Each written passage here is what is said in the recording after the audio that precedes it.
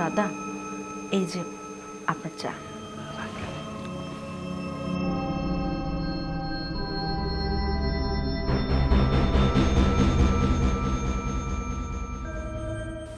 চিনি কমিয়ে দিয়েছি, প্রয়োজন হলে আমাকে বলবেন, আমি আরেকটু বাড়িয়ে চিনি দেব। কিছু লাগলে বলবেন। আজকে 3টা দিন হয়ে গেল, ছোটদের কোথায় গেল তার তো কোনো খোঁজ খবরে পাচ্ছি না। ছোটদের ছাড়া তো আমি এক মুহূর্ত থাকতে পারি না। দেখি একটু বের হয়ে ছোটদের কোথায় আছে। দাদা নমস্কার। নমস্কার। আমার দাদা বড়দা, প্রণাম করো। নমস্কার দাদা।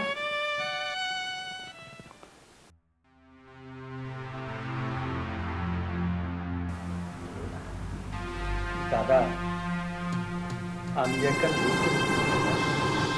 দাদা আমি ওকে পছন্দ করতাম, ওকে রেখে মন্দিরে গিয়েছিলাম। পুরোহিত ওখান থেকে বললো তোমাদের এখনই বিবাহ করা উচিত।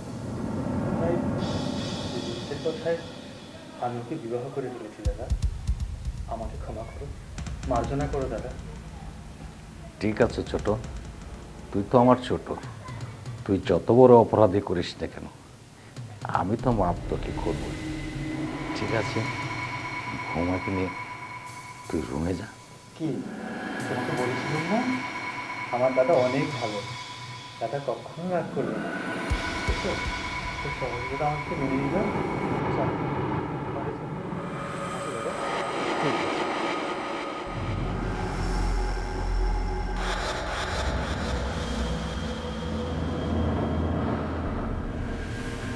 ওরে রাধামোহন, এ লীলা তুমি দেখালি আমাকে। আমি বিয়ে করার আগে তুমি চুটুকে বিয়ে করে দিলে।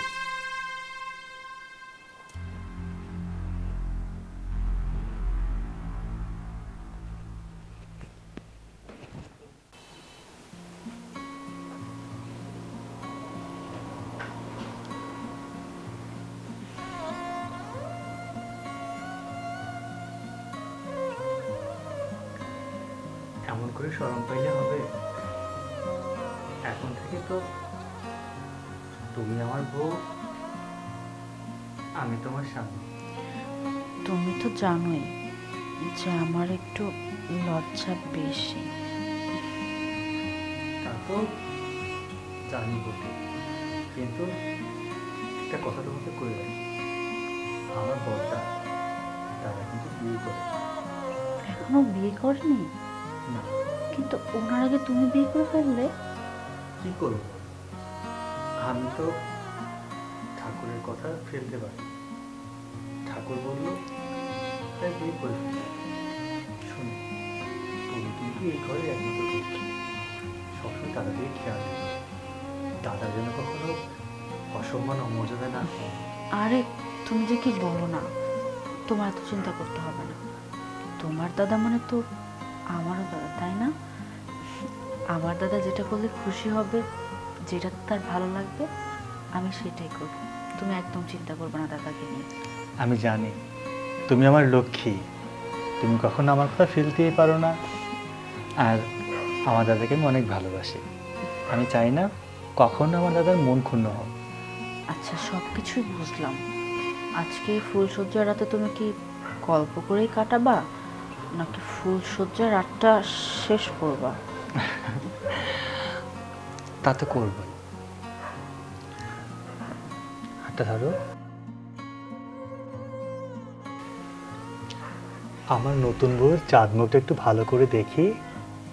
এই তো, একটু হাসো। তোমারই দু হাত আমি ভালোবাসায় ভরিয়ে দেব।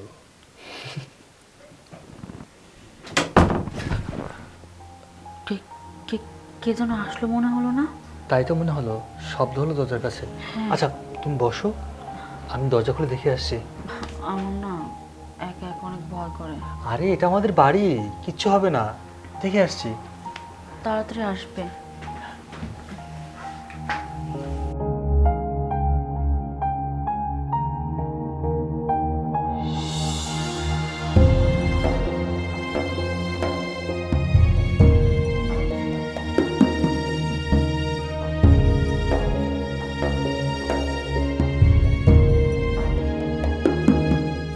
বাইরে কেউ নেই। আমার মনে হচ্ছে কি জানো, দাদা চুপি চুপি এসে দেখছিল বা শুনছিল। কি বলো? ছি ছি। আরে ওরকম কিছু না, হয়তো ভাবছিল আমি ছোট মানুষ, ঠিকভাবে সব কিছু হ্যান্ডেল করতে পারছে কি না, সেটা তো হতে পারে, তাই না? তারপরও সে তো বড় দাদা, বড় দাদা এভাবে ছোট। ঠিক আছে, আমাদের তো তেমন কেউ নেই। যদি আমার ঠাকুমা থাকতো বা ঠাকুরদা থাকতো, তারা হয়তো অনেক কিছু বুঝিয়ে দিত। তারা হয়তো ভাবছে আমরা কিছুই বুঝি না। আমরা যে তলে তলে পেকে গেছি সেটা কি বড়দা জানে? আচ্ছা চলো, আমরা তাহলে ফুল সোজাটা শেষ করি। ঠিক আছে। ছোট, ছোট। দাদা আমাকে ডাকছো? হ্যাঁ ছোট, এদিকে আসতো একটু। হ্যাঁ দাদা বস। বলো। আমি বলছিলাম কি, তোর পিসির বাড়ি দিকে সপ্তাহখানে একটু বেড়ায় আসার জন্য। তোর পিসি একজন দিয়ে আমার কাছে খবর পাঠালো, তোর কথা বলে খুব তোর পিসির মনে পড়ছে। কি বলো দাদা, বাড়িতে নতুন বউ, ওকে একা রেখে আমি যাওয়াটা কি ঠিক হবে? তা কথা ছোট ঠিকই বলেছিস, কিন্তু নতুন বউকে নিয়ে ধাওয়াটাও তাদেরকে দেই নাই, আর তারাও বলে নাই ছোট বউয়ের কথা। আমি কি করে তোর পিসির বাড়ি পাঠাই? তুই কি ঘুরে আস, পরবর্তী না হয় তুই তোর বউ নিয়ে যাইস। ঠিক আছে দাদা, তুমি যেহেতু বলছো, তোমার কথা তো ফেলতে পারি না। আমি আজকে বৈকালের দিকেই চলে যাব। আচ্ছা ঠিক আছে, আসার সময় কিন্তু মিষ্টি নিয়ে আসিস। ঠিক আছে দাদা, আমি জানি তুমি কালিদাসপুরের ওই কালিদাস মিষ্টি খুব পছন্দ করো, তোমার জন্য নিয়ে আসবো। ঠিক আছে, যা ছোট। আচ্ছা।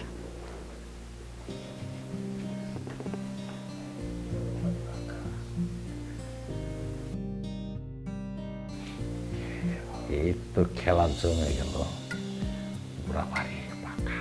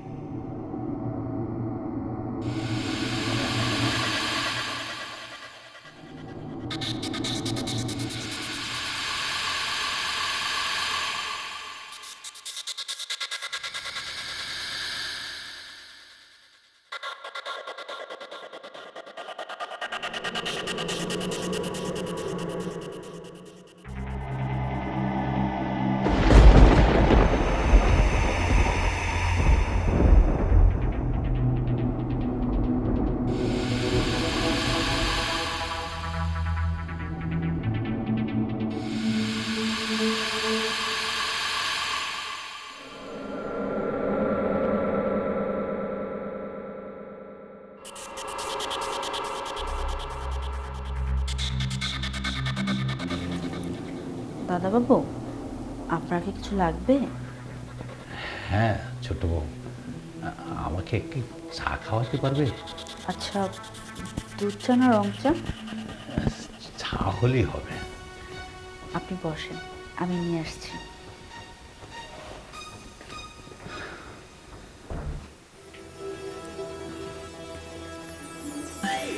দাদা, এই যে আপনার চা।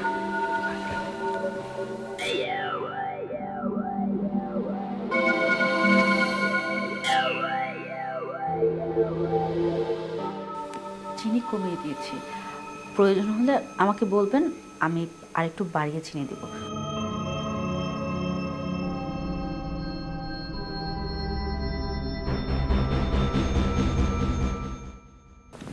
কিছু লাগলে বলবেন।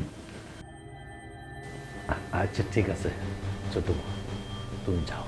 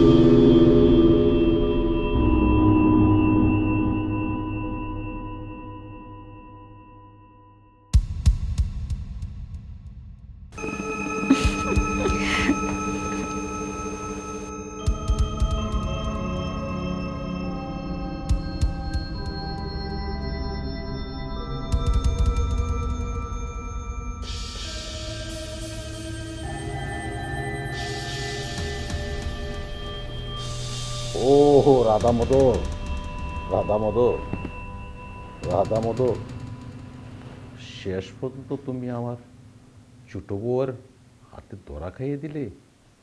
এ কি তোমার লীলা? এ কি তোমার মনে ছিল রাধা মাধব? এ কি তোমার মনে ছিল?